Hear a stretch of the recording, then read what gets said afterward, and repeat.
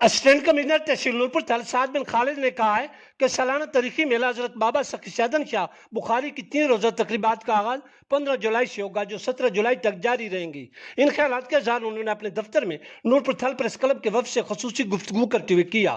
پاکستان مسلم league نون کے مقامی رہنما ملک احمد یاد کھارا بھی اس موقع پر موجود تھے۔ اسسٹنٹ کمشنر نے کہا کہ میلہ تقریبات کے انتظام و انصرام کو حتمی شکل دی جا رہی ہے۔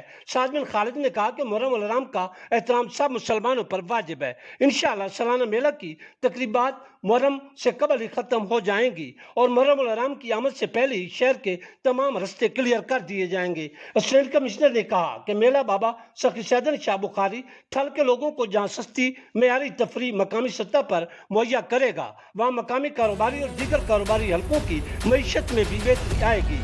انہوں نے مزید کہا کہ برصغیر میں دین متین کی ترویج کے لیے بزرگان دین نے گراں قدر خدمات سر انجام دی ہیں اور علاقہ تھل کو حضرت سخی بابا سیدن شاہ بخاری نے اپنا مسکن بنا کر اشاعت اسلام کے لیے بھرپور کردار ادا کیا۔